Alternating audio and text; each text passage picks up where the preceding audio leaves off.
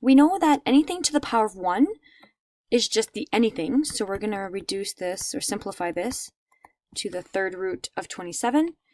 And here there's a button on your calculator that you can use to do any root. And that button, it's different for everybody, but you have to look for a button that has the xth root or the yth root. It depends on the calculator. So on my calculator, I have to press math. And when I press math, I can see that option number 5 has a little x as the index of your radical. So it's the xth root of whatever. So what I need to do in order to explain to the calculator that I want the third root, I have to press a 3 first. I have to find that button. Now your calculator probably has it right on directly without having to press any extra buttons, maybe shift or second, but it should be directly there. You shouldn't have to press math. So then when I press 27, I get the number 3. So the answer to this is 3. And that's because we're trying to find a number that multiplied 3 times will give us 27. And 3 times 3 times 3 is 27. So it's a number, the same number that's repeated 3 times. Okay, let's move on to question B, or example B. So we have an exponent that is positive, but it's a fraction. So we're going to create our root, and we're going to put negative 32 inside the root, and we're going to put the denominator where the index is. That exponent of 1 just goes on the outside. Again, anything to the power of 1 is always the anything. So I'm just going to rewrite this expression. So we're looking for a number, the same number that multiplied 5 times will give us negative 32. So again, if you're not sure what that is, just go back to your calculator. This time is the 5th root. So I press the number 5. I go find the button that does any index of a root. And then I put my bracket and write in the number negative 32. And that number is negative 2. And again, just to prove it, negative 2 times negative 2 times negative 2. So negative 2 multiplied 5 times, 1, 2, 3, 4, 5, equals negative 32. Okay, the calculator just helps a little bit, especially if you're not too good at doing multiplications. Question C. We have a fraction that has an exponent as a fraction. So the first thing that we want to look at is the exponent that's a fraction. So again, we want to create a root if the exponent is a fraction. So you put the base on the inside, put the denominator on the inside of the index, and all this to the power of 1. Anything to the power of 1 is just the anything. And here's where we need to split it up. So when I was trying to explain this earlier, it might have been a little bit confusing, but when you have a fraction, you basically want to distribute that index of 3 to the top and to the bottom. So any root of 1 is always equal to 1, but we do need to calculate this denominator part. So what number times what number times what same number equals 8 when we multiply it 3 times. Again, we just kind of did it. It's not negative 2 this time, it's just positive 2. And if you want to check that, you go the third root of 8. And this is where it's important to have your own calculator because you have to know how it works. If you don't know how to work your calculator, it's going to be very, very difficult to do. So remember that soon I will not be lending the graphing calculators unless you've got your own calculator. Moving on to question D. So same idea here. We have an exponent that's a fraction. So we're just going to go ahead and make a root because we know that when we have an exponent that's a fraction, we have to make a root. So I'm going to do the root of 32. The denominator goes inside where the index is, but this time it's to the power of 3. So we won't be able to just kind of drop the brackets here. It's not to the power of 1. So what we can do here, it doesn't matter if you do the exponent first or if you do the root first. I find it sometimes easier to do the 5th root of 32 and then do the exponent. But if you feel like it's easier to do the exponent first, that's really your choice, and we could kind of go over it when we do some homework together. So the 5th root of 32, what times what times what times what times what, gives me 32. So again, if you want to use your calculator, we're looking for the 5th root of 32, which I know is 2, but you may have a harder time. So that's just inside the bracket. Then we just calculate the exponent. So 2 to the power of 3 is 2 times 2 times 2, which is 8. So some key concepts here. When you have an exponent that is a fraction, take the denominator, put it where the index is, take your base, put it inside the radical, open up some brackets, and put it to the power of your numerator. Okay? Now we have a negative exponent. We kind of saw that during the actual lesson, but maybe hard to understand. So a negative exponent creates a fraction. So I'm going to put this over 1. I'm going to go ahead and rewrite this as 1 over 16 to the power of positive 3 over 4. So when you have a negative exponent, you create a fraction, you take the reciprocal, and you make the exponent positive. So in this case, I'm going to see that my exponent is a fraction. So I'm going to create a root. I'm going to put the denominator as the index. I'm going to put all this to the power of 3. So now what happens is that we need to evaluate the inside of the bracket. So we've got 2 radicals to figure out, the 4th root of 1 and the 4th root of 16. And all this is to the power of 3.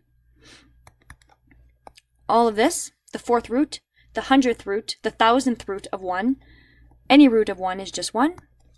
What number times itself 4 times will be 16?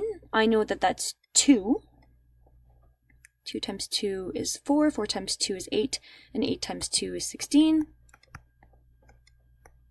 Okay. And when you have an exponent with a fraction, it just means that you're repeating your base 3 times. So 1 over 2 times 1 over 2 times 1 over 2. Or you can just distribute the exponent to both the numerator and the denominator. 1 to the power of 3 is 1, and 2 to the power of 3 is 8. Okay. All right, moving on to F. So negative 25 to the power of negative 3 over 2. So you have a negative number and you have a negative exponent. The negative number should not affect what you're doing. The only problem is that it becomes a bit more complicated to work with it. So what we're going to do is we're going to create the fraction first, and then I'm just going to tell you to take that negative out and open up a bracket. So because of the negative exponent, we're going to flip that fraction, make the exponent positive, and continue from here. That negative is just going to stay out until the very, very end. It's just more complicated to have to work with it. So take it out, factor it out, and leave it out. So now that we have an exponent that is a fraction, we're going to go ahead and create our root. So it's the root of 1 over 25. Remember, the denominator goes in the index, and the exponent goes on the outside. Now, this is the square root of 1 over 25, and when it's the square root, you don't need to put that 2. So I'm just going to go ahead and erase it because I can. Maybe what you can do is rewrite a new line and just don't have the 2. Anytime you have a square root, you don't write the 2. Oops. So now we're going to do the square root of 1 over 25. So remember that you have to distribute it if it's a fraction. So it's the square root of 1 over the square root of 25. And all this to the power of 3. I'm running out of room, so I'm just going to kind of go over here. The square root of 1 is just 1. The square root of 25 is 5. But don't forget that negative in the front. Okay? Just because you factored it out doesn't mean that you forget about it. So moving on from here, we have to do 1 over 5 to the power of 3, which means it's 1 over 5 times 1 over 5 times 1 over 5, which is 1 over 125. And don't forget about that negative, so we're just going to rewrite it right in front without the brackets so that it's simplified in total. So it's getting more complicated as we move along. Hopefully you'll be able to try some of these on your own. If not, I really suggest just rewinding. Sorry, I'm having a hard time talking. Rewind the video and try to go through these examples on your own. I posted the links to YouTube in OneNote, so please feel free to grab an iPad and go through these videos on your own. Okay, so now we have a variable, which makes it a bit more complicated. So in this case, what we're going to do is we're going to do the same exact thing, okay? So since we have an exponent that is a fraction, we're going to have to create a radical. The only problem here is that you have two parts to this. So you have an 8 and you have an x to the power of 6. So before you start making your radicals, if you have expressions that have variables, split it up. So this expression basically means that you have 8 to the power of 2 over 3 times x to the power of 6 to the power of 2 over 3. So all I did is I distributed this 2 over 3 to both expressions. I didn't do anything else. At this point, we're going to do each separately. So again, we have an exponent that's a fraction. We're going to create a root. We're going to put the denominator where the index is and put all of this to the power of 2. Same thing for our expression with x, okay? Except that this time we realize that we have a power of a power. So before we start doing any roots, you want to simplify your expressions using the rules that you've learned prior to today. So this is basically 6 over 1 times 2 over 3. So 6 times 2 is 12, 1 times 3 is 3. So you basically have an expression that can be simplified right here. 12 divided by 3 is 4. So it's x to the power of 4, which this makes it look a lot easier, but you have to recognize that you have to split them up. Now, the third root of 8 is what times what times what gives me 8, and that's 2. Don't forget to the power of 2 over here. 2 to the power of 2 is 4, and then 4 times x to the power of 4 is 4x to the power of 4. So you leave this without brackets, as simplified as you can. So this might be difficult, but I want you to get this started. Number 1 to 4 and then number 6 on page 79. And when I get back, we'll go over all the issues that you're having. It's helpful to work through as many homework examples as you can. I know it's tough. It's not an easy concept, but just rewind the video and try to redo these examples on your own. There's a couple other different ways of doing this, but again, I don't want to confuse you. So just try it one way, and then when I get back, we'll go through these questions.